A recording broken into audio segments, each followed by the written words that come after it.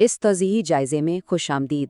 آج ہم ایک انتہائی دلچسپ اور گہرے موضوع پر بات کرنے جا رہے ہیں جو انسانی زندگی کے دو سب سے بڑے پہلوؤں یعنی قناعت اور روحانی یقین کے گرد گھومتا ہے۔ یہ تجزیہ معروف مفکر اور صوفی واصف علی واصف کی گہری تعلیمات پر مبنی ہے۔ اس فکری سفر میں ہم یہ سمجھنے کی کوشش کریں گے کہ انسان اپنی زندگی کے الجھے ہوئے فیصلوں، ذہنی کشمکش اور بے سکونی سے آخر کیسے نکل سکتا ہے۔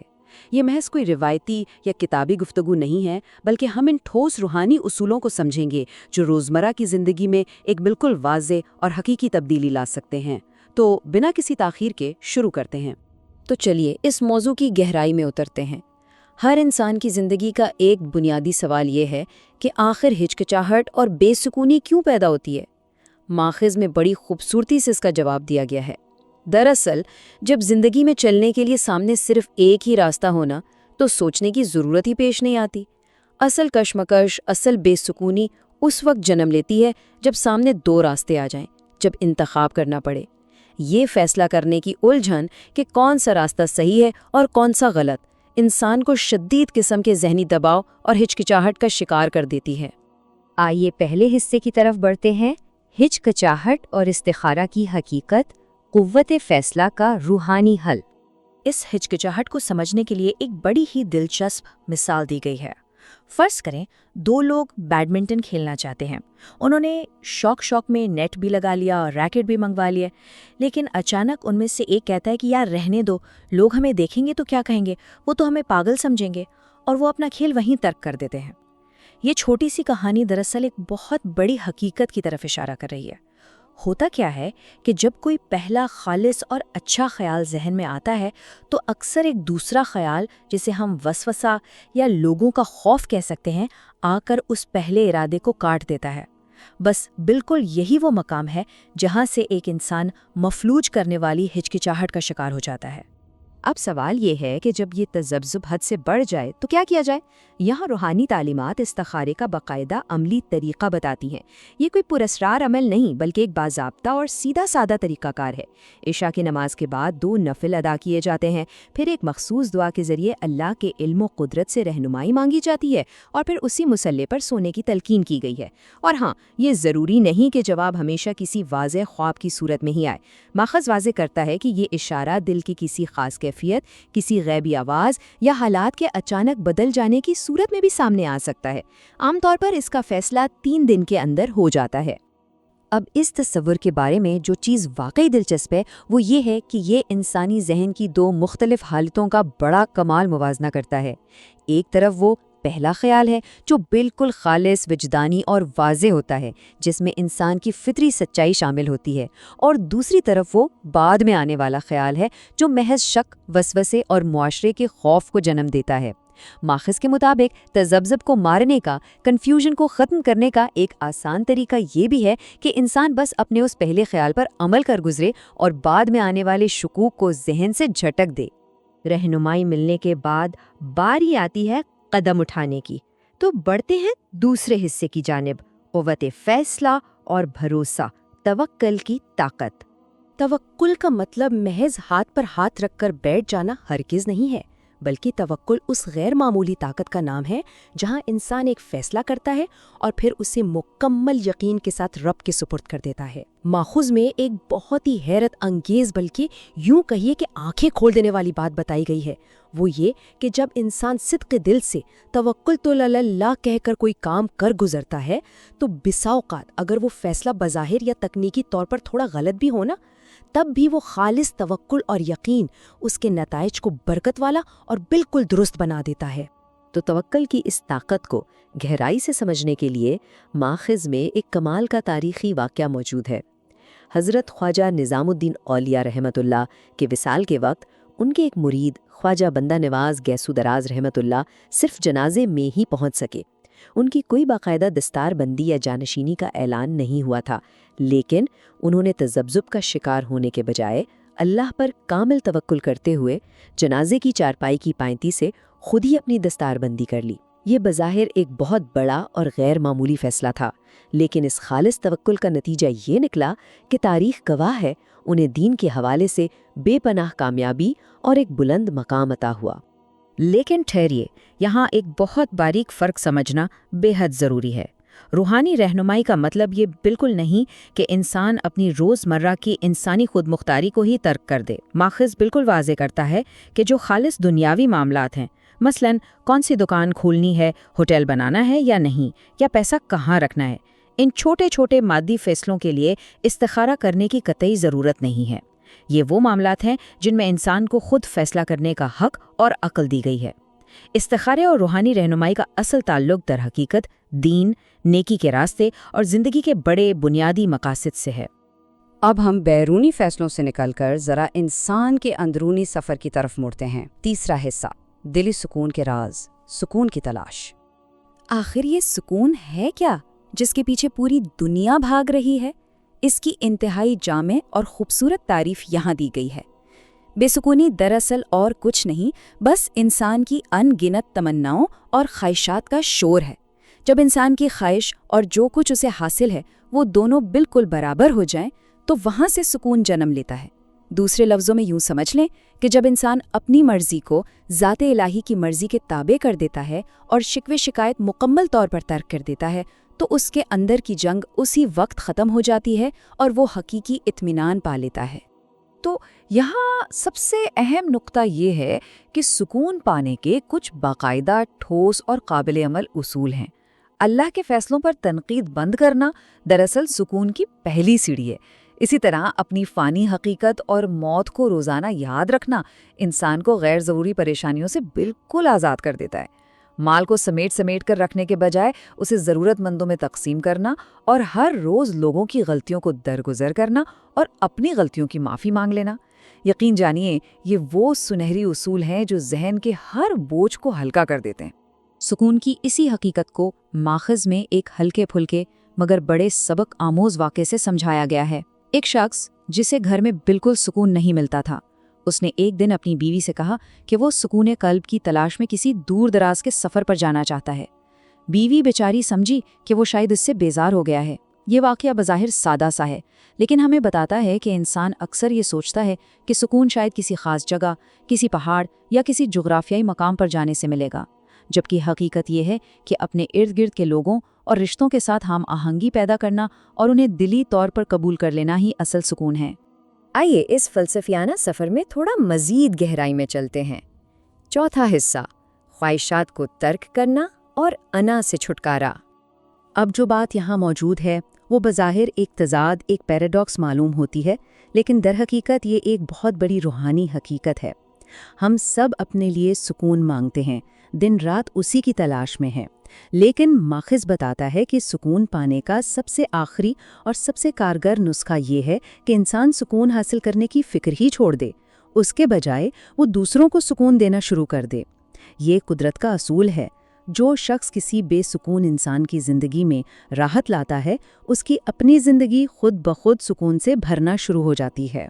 ہم سب جانتے ہیں کہ انا اور تکبر انسان کے سکون کے سب سے بڑے دشمن ہیں۔ اس حوالے سے ایک بلند و بالا بڑھ کے درخت اور ایک چھوٹے سے پھول کی بڑی کمال کی مثال دی گئی ہے۔ درخت کو اپنی اونچائی اور جسامت پر غرور تھا اور پھول کو اپنی خوبصورت خوشبو پر۔ دونوں ایک دوسرے پر برتری کا دعویٰ کر رہے تھے، مگر جب وہ بڑا درخت گرا تو اس نے خود کو تو تباہ کیا ہی، ساتھ ہی اس پھول کو بھی کچل ڈالا۔ یہ استعارہ ہمیں بتاتا ہے کہ تکبر دراصل تباہی کی طرف لے جاتا ہے۔ اگر ہم اپنے ارد گرد موجود لوگوں کی اہمیت کو تسلیم نہیں کریں گے تو ہمارا اپنا سکون بھی برباد ہو کر رہ جائے گا۔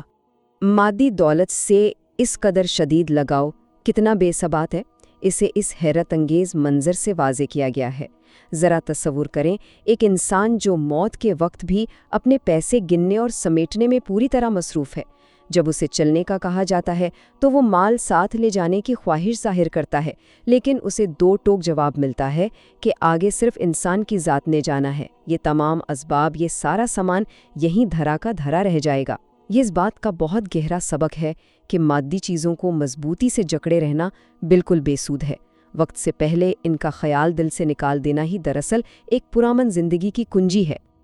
اب ہم اس تجزیے کے ایک بہت ہی وسیع اور آج کے دور کے حساب سے انتہائی اہم پہلو کی طرف آتے ہیں۔ پانچواں حصہ، سائنس اور مذہب کا توازن، جدید دنیا کے تقاضے۔ اور یہ چیز بہت خوبصورتی سے ہمارے دور کی کشمکش کو واضح کرتی ہے۔ یہاں ہم بظاہر موجود ایک تضاد کو دیکھ سکتے ہیں۔ سائنس انسان کو مستقبل کی طرف لے جاتی ہے، زندگی میں نئی نئی پیچیدگیاں اور دنیاوی چمک دمک پیدا کرتی ہے، جبکہ دوسری جانب مذہب انسان کو ماضی کی طرف یعنی اس کی اصل اور سادگی کی طرف بلاتا ہے، جہاں در حقیقت حتمی سچائی اور سکون موجود ہے۔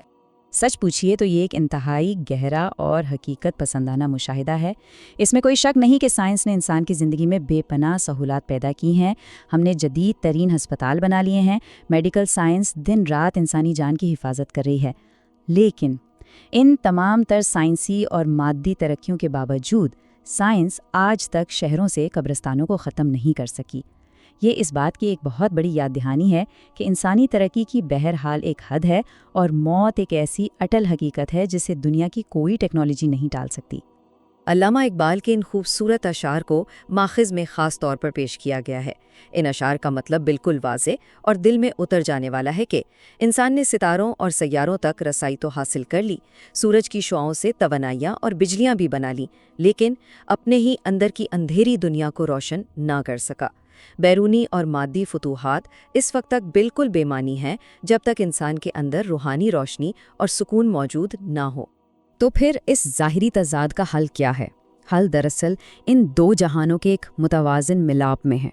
انسان اس جدید دنیا میں رہتے ہوئے بھی اپنے روحانی سکون کو مکمل طور پر برقرار رکھ سکتا ہے، اور اس کا بہترین طریقہ یہ ہے کہ سائنس کو محض دنیاوی آسانیوں اور روزمرہ کی سہولیات کے لیے استعمال کیا جائے، لیکن زندگی کا اصل مقصد اور بنیادی رہنمائی ہمیشہ مذہب سے حاصل کی جائے۔ اپنی زندگی کو سادہ رکھنا، پرانے رشتوں کا احترام کرنا اور عبادات کے فوراً بعد مادی خواہشات کی لمبی فہرست نہ کھول کر بیٹھ جانا، یعنی اللہ سے تعلق کو کوئی دنیاوی کاروبار نہ بنانا، یہ وہ سنہری اصول ہیں جو جدید دور کی اس دوڑ میں بھی انسان کو پرسکون رکھتے ہیں۔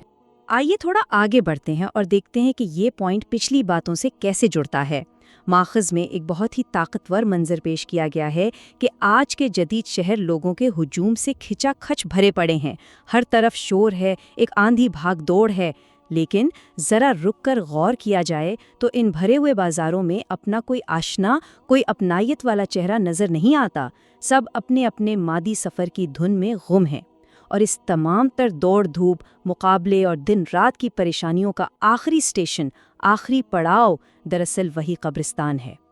ہم اس توضیحی جائزے کا اختتام اس فکر انگیز سوال پر کرتے ہیں، جب یہ ساری دنیاوی کشمکش، یہ مادی چیزیں اور یہ بے تحاشا خواہشات محض ایک عارضی سراب ہیں اور بالآخر سب نے ایک ہی منزل پر پہنچنا ہے، تو پھر ان چیزوں کی خاطر اپنے اندر کا سکون کیوں تباہ کیا جائے؟ جو چیزیں ہمیں لازماً یہیں چھوڑ جانی ہیں، ان کی فکر میں آج کا سکون، آج کی طمانینت کیوں کھوئی جائے؟ یہ وہ سوال ہے جو انسان کو اپنی ترجیحات پر دوبارہ غور کرنے اور مادی چیزوں کی دوڑ کو چھوڑ کر ایک حقیقی روحانی سکون کی طرف لوٹنے کی دعوت دیتا ہے۔ روزمرہ زندگی میں جب انسان کسی الجھن کا شکار ہوتا ہے نا، تو اس کا دماغ کس عجیب طریقے سے کام کرتا ہے، اس کی ایک بڑی دلچسپ مثال آج کے ماخذ میں دی گئی ہے۔ ہاں، وہ دو پاگلوں والی مثال ہے نا؟ بالکل۔ فرض کریں کہ دو پاگل ہیں جنہیں اچانک بیڈمنٹن کھیلنے کا شوق چڑھایا ہے۔ وہ باقاعدہ منصوبہ بندی کرتے ہیں، ایک نیٹ منگواتے ہیں، اسے میدان میں لگاتے ہیں، ریکٹ ہاتھ میں لیتے ہیں اور کھیلنے کے لیے بالکل تیار کھڑے ہیں۔ اور پھر اچانک ان کا ارادہ بدل جاتا ہے۔ ہاں، بالکل آخری لمحے میں جب کھیل شروع ہونے والا ہوتا ہے، وہ اپنا ارادہ یہ کہہ کر ترک کر دیتے ہیں کہ چھوڑو یار، لوگ کیا کہیں گے، وہ تو ہمیں پاگل سمجھیں گے۔ واہ، مطلب یہ بظاہر ایک لطیفہ معلوم ہوتا ہے، مگر اس کا سب سے طنزیہ اور گہرا پہلو یہ ہے کہ وہ دونوں در حقیقت پاگل ہی تھے۔ یہی تو، ذرا اس منظر کو تصور میں لائیں اور اس کی ستم ظریفی پر غور کریں۔ یہ کتنی عجیب بات ہے۔ لیکن دیکھیں، مصنف اسے محض ہنسنے کے لیے پیش نہیں کر رہا۔ یہ دراصل انسانی نفسیات اور ہمارے روزمرہ رویوں کی ایک انتہائی تلخ عکاسی ہے۔ یعنی ہم سب کی زندگیوں میں یہ چیز موجود ہے؟ ہاں، ہم سب کی زندگیوں میں، خواہ ہم کتنے ہی دانا کیوں نہ ہوں، یہ لوگ کیا کہیں گے والا لمحہ بار بار آتا ہے۔ ہم پوری تیاری کے ساتھ ایک قدم آگے بڑھاتے ہیں، اور پھر کوئی دوسرا خیال، کوئی انجانا سا سماجی خوف ہمیں پیچھے کھینچ لیتا ہے۔ بالکل، اور یہی وہ کیفیت ہے جسے ہم جدید دور میں ڈیسیژن پیرالسس یا فیصلہ نہ کر پانے کا تذبذب کہتے ہیں۔ اس چیز نے ہم سب کو کسی نہ کسی سطح پر جکڑ رکھا ہے۔ صحیح بات ہے، معلومات کی بھرمار ہے، ہر فیصلے کے ہزاروں راستے ہیں اور ہم وہیں نیٹ لگا کر کھڑے ہیں کہ کیا کریں۔ تو ہماری آج کی اس گہری فکری نشست کا موضوع بھی یہی ہے۔ ہمارے پاس جو ماخوذات ہیں ان کی بنیاد واصف علی واصف کی مشہور تصنیف گفتگو 1 کے باب 8 اور اس سے جڑے کچھ انتہائی شاندار تجزیاتی مضامین پر رکھی گئی ہے۔ اور اس فکری جائزے کا جو اصل مقصد ہے وہ ان سیکھنے والوں کے لیے ہے جو اس اوور تھنکنگ کے دور میں زندگی کے پیچیدہ مسائل کا سادہ اور عملی حل چاہتے ہیں۔ بالکل، مقصد یہ ہے کہ قدیم صوفیانہ دانش کو آج کے اس پریشانی اور تذبذب کے حل کے طور پر پیش کیا جائے۔ تو آئیں اس کے مختلف پہلوؤں کو کھولتے ہیں۔ ضرور، کہاں سے آغاز کریں؟ سب سے پہلے تو یہ بتائیں کہ جب کوئی شخص دو راستوں کے درمیان پھنس جائے اور دماغ کام کرنا چھوڑ دے تو ماخذ اس الجھن کا کیا علاج تجویز کرتا ہے؟ دیکھیں، ماخذ ایک بڑی بنیادی بات سے آغاز کرتا ہے کہ جب راستہ ایک ہی ہو تو سوچنے یا الجھننے کی ضرورت پیش نہیں آتی۔ ذہنی دباؤ تب پیدا ہوتا ہے جب انتخاب کرنا پڑے، جب دو یا دو سے زیادہ راستے سامنے ہوں۔ بالکل، ایسے موقع پر اس الجھن سے نکلنے کے لیے مصنف جس روایتی اور شرعی طریقہ کار کا حوالہ دیتا ہے وہ استخارہ ہے۔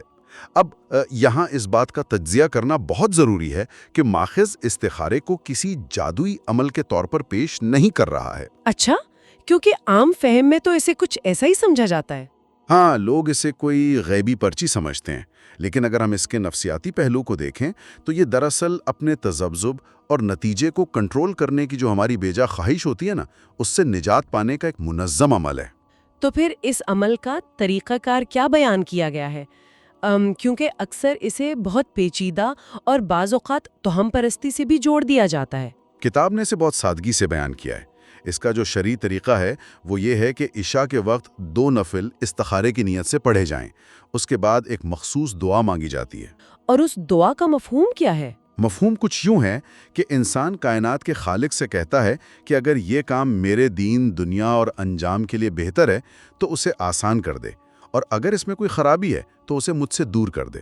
صحیح، اور پھر کہا گیا ہے کہ انسان اسی کیفیت میں سو جائے۔ عموماً 3 دن کے اندر ذہن یکسو ہو جاتا ہے، اور ماخذ یہ بھی واضح کرتا ہے کہ اس کے لیے کوئی خواب آنا ضروری نہیں ہے۔ خواب آنا ضروری نہیں، یہ ایک اہم بات ہے۔ بالکل، یہ ایک نفسیاتی کیفیت ہے۔ دل کا کسی ایک طرف مائل ہو جانا، یہ حالات کا کچھ اس طرح بدلنا کہ ایک راستہ خود بخود بند ہو جائے۔ فیصلہ بہرحال ہو کر رہتا ہے۔ یہاں میرے ذہن میں ایک سوال ابھرتا ہے، اور جدید دور کا کوئی بھی تنقیدی سوچ رکھنے والا شخص یہ سوال ضرور اٹھائے گا۔ جی پوچھئے۔ اگر اس تصور کو روزمرہ زندگی پر لاگو کیا جائے تو کیا ہمیں ہر چھوٹے موٹے فیصلے کے لیے یہ عمل دہرانا چاہیے؟ فرض کریں کسی نے ایک چھوٹی سی دکان کھولنی ہے یا ہوٹل بنانا ہے، اور وہ اپنی عقل استعمال کرنے کے بجائے سارا بوجھ خدا پر ڈال دے۔ بالکل، کیا یہ اپنی خود مختاری سے فرار اور اپنی ذمہ داری سے بچنے کی کوشش نہیں ہے؟ یہ ایک بہت اہم تنقید ہے، اور دلچسپ بات یہ ہے کہ ماخذ خود اس کنفیوژن کا جواب دیتا ہے۔ مصنف واضح کرتا ہے کہ دنیاوی اور انتظامی معاملات میں انسان کو باقاعدہ خود مختاری اور عقل عطا کی گئی ہے۔ یعنی ہر بات پر استخارہ نہیں ہوتا؟ بالکل نہیں۔ کتاب میں صراحت کے ساتھ لکھا ہے کہ روزمرہ کی چھوٹی باتوں پر، جیسے دکان بنائی جائے یا ہوٹل، پیسہ گھر میں رکھا جائے یا انویسٹ کیا جائے، ان باتوں پر استخارے کی ضرورت نہیں ہوتی۔ تو پھر یہ کام کیسے طے کیے جائیں؟ یہ کام انسان کو اپنے ارادے، مشاہدے اور عقل کی بنیاد پر خود طے کرنے چاہیے۔ تذبذب سے بچنے کا روحانی عمل ان مقامات کے لیے ہے جہاں کوئی بڑا اخلاقی، دینی یا زندگی کا اہم موڑ ہو۔ صحیح، لیکن روزمرہ کے ان گنت فیصلوں میں بھی تو الجھن ہوتی ہے نا، اس کا کیا کیا جائے؟ ہاں، وہاں مصنف ایک اور بہت ہی کمال کا اصول متعارف کرواتا ہے جسے پہلا خیال یا انیشل تھاٹ کہا گیا ہے۔ پہلا خیال، اس تصور کی فکری بنیاد کیا ہے؟ اس کی بنیاد یہ ہے کہ جب انسان کسی معاملے میں الجھ جائے تو جو پہلا خیال دل میں ابھرے اسے سچا مان لینا چاہیے۔ اس کی وجہ یہ بیان کی گئی ہے کہ پہلا خیال عموماً انسان کی اپنی وجدانی قوت یعنی انٹویشن سے جنم لیتا ہے۔ اچھا، اور جو اس کے بعد کے خیالات آتے ہیں؟ ہاں، یہ جو دوسرا خیال آتا ہے نا، جسے ہم آفٹر تھاٹ کہتے ہیں، وہ دراصل سماجی دباؤ، خوف اور مصلحتوں کا نتیجہ ہوتا ہے۔ وہ پہلے خیال کو کاٹتا ہے اور تذبذب پیدا کرتا ہے۔ ارے واہ، یہ تو بالکل ان بیڈمنٹن کھیلنے والے افراد کی طرح ہو گیا۔ بالکل، پہلا خیال خالص تھا کہ کھیلیں اور لطف اندوز ہوں، دوسرا خیال معاشرے کے خوف کا آیا کہ لوگ کیا کہیں گے، اور سارا عمل رک گیا۔ تو مصنف کا اس پر کیا موقف ہے؟ کیا پہلا خیال ہمیشہ درست ہوتا ہے؟ مصنف کا ماننا ہے کہ شروع میں پہلے خیال پر عمل کرنے سے شاید چند بار غلطی ہو، لیکن بتدریج انسان کے دل کو اس خالص اور سچے خیال کی پہچان ہو جاتی ہے۔ یہ بات واقعی قابل غور ہے، یعنی پہلا خیال دراصل ہمارے وجود کی خالص آواز ہوتی ہے، جبکہ دوسرا خیال معاشرے کا ڈالا گیا خوف ہوتا ہے۔ صحیح کہا آپ نے۔ اگر ہم اسے وسیع تر تناظر میں دیکھیں تو یہ پہلا خیال اور اس پر عمل کرنے کی ہمت دراصل توکل کے اس تصور کی طرف لے جاتی ہے جو اس کتاب کا مرکزی موضوع ہے۔ توکل پر کوئی خاص مثال دی گئی ہے ماخذ میں؟ ہاں، ایک ایسی حیران کن مثال دی گئی ہے جو انسان کو رک کر سوچنے پر مجبور کر دیتی ہے۔ یہ مشہور صوفی بزرگ خواجہ بندہ نواز گیسو دراز کا واقعہ ہے۔ اچھا، ان کا کیا واقعہ بیان ہوا ہے؟ جب ان کے پیر و مرشد حضرت نظام الدین اولیاء کا وصال ہوا تو وہ جنازے کے موقع پر وہاں موجود تھے۔ ان کی خلافت متوقع تو تھی، لیکن باقاعدہ دستار بندی نہیں ہوئی تھی۔ تو ایسے موقع پر عام انسان تو تذبذب کا شکار ہو جاتا ہے کہ اب کیا کروں؟ بالکل، وہ دوسروں کی تائید کا انتظار کرتا یا سوشل ویلیڈیشن کا محتاج ہوتا، لیکن انہوں نے ایسا کچھ نہیں کیا۔ انہوں نے ایک چارپائی کی پائنتی سے ایک پٹی نکالی، اسے اپنے سر پر باندھا اور پوری محفل میں توکل تو علی اللہ کہہ کر خود ہی اپنی خلافت کا اعلان کر دیا۔ واہ، یہ تو زبردست خود اعتمادی ہے۔ اور تاریخ گواہ ہے کہ انہیں کتنی بے پناہ کامیابی اور عزت ملی۔ اس واقعے سے مصنف ثابت کرنا چاہتا ہے کہ جب انسان مکمل بھروسے کے ساتھ کوئی قدم اٹھاتا ہے تو اس کا یہ یقین ہی اس فیصلے میں طاقت پیدا کر دیتا ہے۔ یہ فیصلہ سازی کی واقعی ایک طاقتور مثال ہے۔ قوت فیصلہ بذات خود ایک طاقت ہے۔ لیکن چلیں یہ مان لیتے ہیں کہ تذبذب ختم ہو گیا اور انسان نے ایک فیصلہ کر لیا۔ پھر کیا ہوتا ہے؟ اس کے بعد انسان ایک نئے اور شاید زیادہ مشکل مرحلے میں داخل ہوتا ہے، اور وہ ہے ان فیصلوں کے نتائج کے ساتھ سکون سے جینا۔ اندرونی سکون کی تلاش، یہ تو جدید دور کا سب سے بڑا معاملہ ہے۔ ہاں، سکون کیسے ملے، یہ ایک الگ ہی جد و جہد ہے۔ یہاں بات واقعی بہت دلچسپ ہو جاتی ہے۔ ماخذ میں اس حوالے سے انا اور سکون کے تصادم کی ایک بڑی پیاری کہانی بیان کی گئی ہے، ایک برگد کے درخت اور ایک چھوٹے سے پھول کی۔ اچھا، اس میں کیا ہوتا ہے؟ برگد کا درخت اپنی اونچائی، جسامت اور بلندی کے غرور میں مبتلا تھا، جبکہ وہ چھوٹا سا پھول اپنی خوشبو اور خوبصورتی پر نازاں تھا۔ دونوں میں اس بات پر بحث چھڑ گئی کہ کون زیادہ بہتر ہے۔ یعنی دونوں کی انا ٹکرا گئی۔ بالکل، اور یہ ضد اس حد تک بڑھی کہ حالات نے پلٹا کھایا اور وہ بڑا درخت سیدھا اس پھول پر آ گرا۔ نتیجہ یہ نکلا کہ نہ درخت کا وجود رہا، نہ پھول کا۔ یہ تو واقعی گہری بات ہے۔ ہاں، اور یہ کہانی ایک بڑا سوال اٹھاتی ہے کہ کیا ہم سب بھی اسی خود ساختہ غرور اور خود کو بہتر ثابت کرنے کی دوڑ میں اپنا اندرونی سکون توا نہیں کر رہے؟ اس کہانی کا تجزیہ ہمیں بتاتا ہے کہ انسان کی سب سے بڑی جنگ اس کی اپنی انا کے ساتھ ہے۔ ماخذ کے نظریے کے مطابق بے سکونی کسی بیرونی طاقت کا نتیجہ نہیں ہے، بلکہ یہ دراصل تمنا کا نام ہے۔ تمنا کا یعنی خواہشات کا؟ بالکل۔ اگر ہم اسے آج کی نفسیات کی زبان میں سمجھیں تو یہ حالات کو اپنے کنٹرول میں کرنے کی وہ لا حاصل کوشش ہے جسے ہیڈونک ٹریڈ مل بھی کہا جاتا ہے۔ انسان ہر وقت یہ تمنا کرتا ہے کہ حالات اس کی مرضی کے مطابق ڈھل جائیں، اور جب دنیا اس کی مرضی کے مطابق نہیں چلتی تو وہ بے سکون ہو جاتا ہے۔ یہی تو ہم سمجھتے ہیں کہ شہر بدل لیں، نوکری بدل لیں تو سکون مل جائے گا، لیکن مصنف یہاں ایک حیرت انگیز نسخہ پیش کرتا ہے کہ سکون پانے کا واحد طریقہ یہ ہے کہ سکون کی تلاشی چھوڑ دی جائے۔ ہے؟ سکون کی تلاش ترک کر دینے سے سکون کیسے مل سکتا ہے؟ یہ تو بالکل متضاد بات لگتی ہے۔ یہاں جو بات انتہائی حیران کن ہے وہ یہ ہے کہ جب انسان اپنی ذات کے لیے سکون مانگنا بند کر دیتا ہے اور دوسروں کو سکون دینا شروع کر دیتا ہے تو اس کے اندر کی بے چینی خود بخود ختم ہونے لگتی ہے۔ یعنی بانٹنے میں سکون ہے؟ ہاں، کتاب اس بات پر زور دیتی ہے کہ سکون کا تعلق حالات سے نہیں ہے ماخذ بڑی خوبصورتی اور تھوڑی سی طنز کے ساتھ کہتا ہے کہ سکون ان ارد گرد کے مانوس چہروں کو برداشت کر لینے میں چھپا ہے۔ مانوس چہروں کو برداشت کرنا، یہ تو ہم سب کا روز کا مسئلہ ہے۔ بالکل، جنہیں انسان بے وقوف یا ناقابل برداشت سمجھتا ہے وہ دراصل اس کے اپنے بہن بھائی، رشتہ دار اور محلے دار ہوتے ہیں۔ مصنف کا دعویٰ ہے کہ انہی لوگوں کی خامیوں کے ساتھ راضی ہو جانے کا نام ہی حقیقی سکون ہے۔ یہ تو سوچ کے زاویے میں ایک مکمل تبدیلی ہے۔ جدید معاشرہ تو ہمیں سکھاتا ہے کہ سکون مختلف اشیاء خرید کر اکٹھا کرنے کا نام ہے۔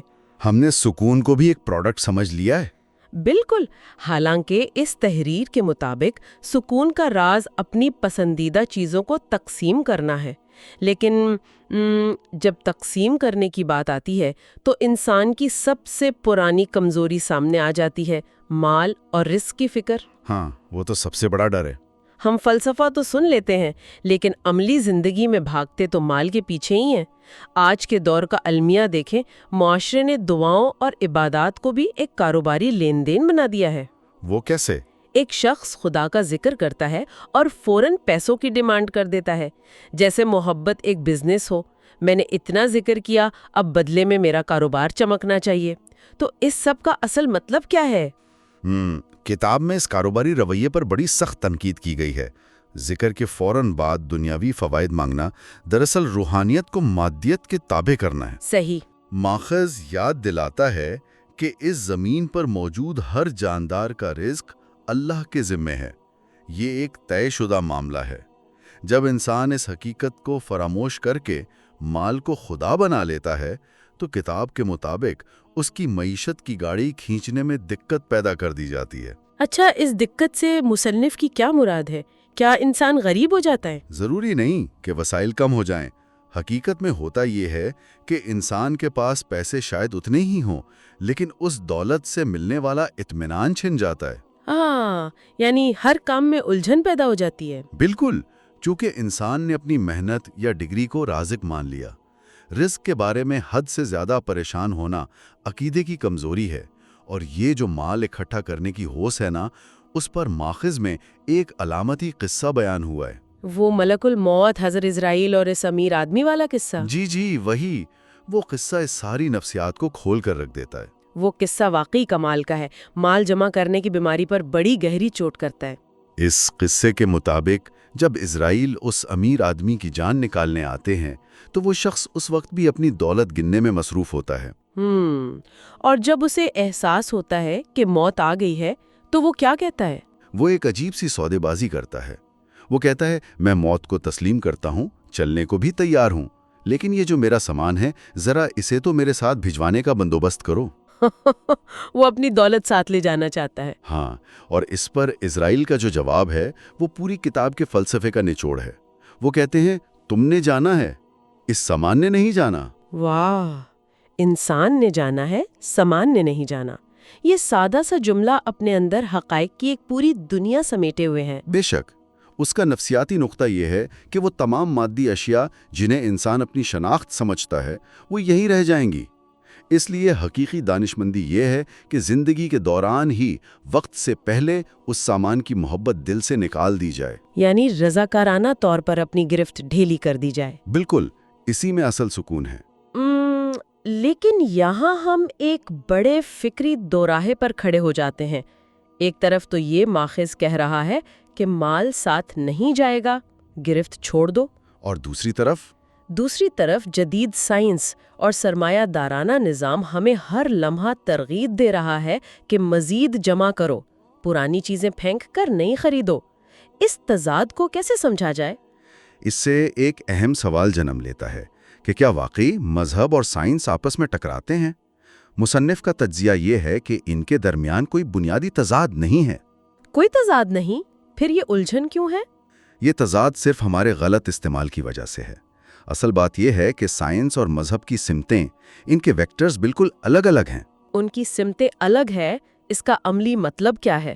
دیکھیں، سائنس کا رخ مکمل طور پر مستقبل کی طرف ہے۔ اس کا مقصد زندگی کو مزید جدید اور پیچیدہ بنانا ہے۔ سائنس کہتی ہے کہ کل جو نئی مشین آئے گی وہ سارے مسئلے حل کر دے گی۔ صحیح۔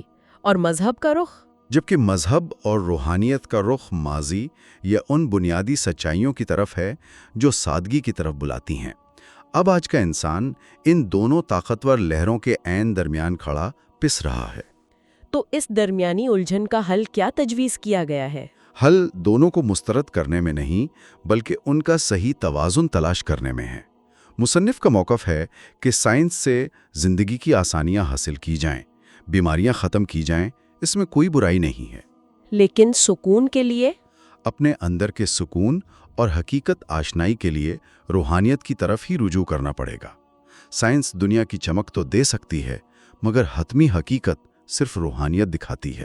ماخذ کی ایک بات نے واقعی میرے ذہن کو جھنجھوڑ دیا۔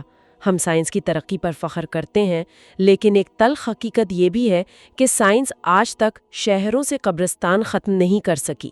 بالکل درست بات ہے، موت آج بھی اٹل ہے۔ اسی حوالے سے لاہور کے میانی صاحب قبرستان کا ایک واقعہ کتاب میں بیان ہوا ہے۔ ایک شخص کے گھر چوری ہو گئی اور چور پکڑا نہیں جا رہا تھا۔ تو اس نے کیا کیا؟ وہ شخص گلیاں چھاننے کے بجائے سیدھا میانی صاحب قبرستان میں جا کر بیٹھ گیا۔ لوگوں نے پوچھا کہ تمہارا مال چوری ہوا ہے، تم یہاں کیا کر رہے ہو؟ تو اس نے بڑا گہرا جواب دیا۔ کیا جواب دیا؟ اس نے کہا، وہ چور جتنا بھی بھاگ لے آئے گا تو آخر یہیں پر، سب کا حتمی ٹھکانہ تو یہی ہے، میں یہیں اس کا انتظار کر لیتا ہوں۔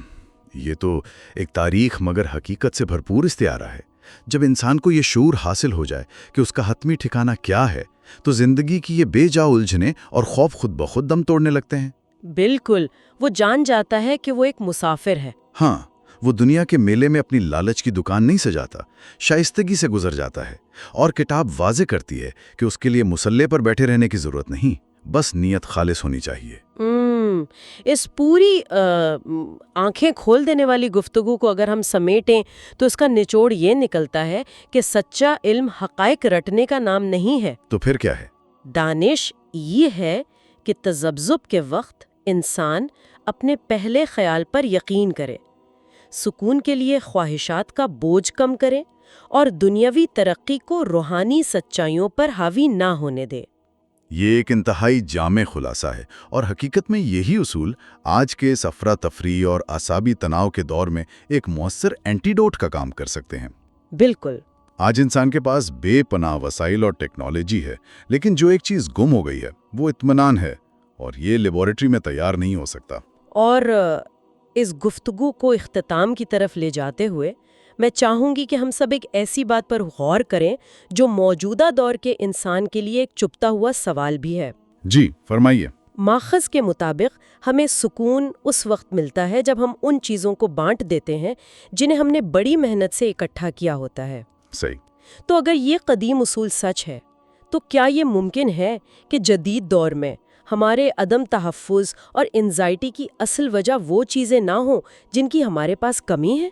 تو پھر اصل وجہ کیا ہے؟ بلکہ ہماری بے چینی کی اصل وجہ وہ بے تحاشا چیزیں اور سامان ہوں جسے ہم نے ضرورت سے زیادہ جمع کر رکھا ہے اور جنہیں کھونے کے خوف نے ہمیں اندر سے کھوکھلا کر دیا ہے۔ یہ واقعی بہت گہری سوچ ہے۔ ہم نے چیزوں کو پکڑا ہوا یا چیزوں نے ہماری روح کو جکڑ لیا ہے؟ بالکل، یہی وہ سوال ہے جس کے ساتھ ہم آج کا یہ جائزہ یہیں ختم کرتے ہیں، پھر ملیں گے۔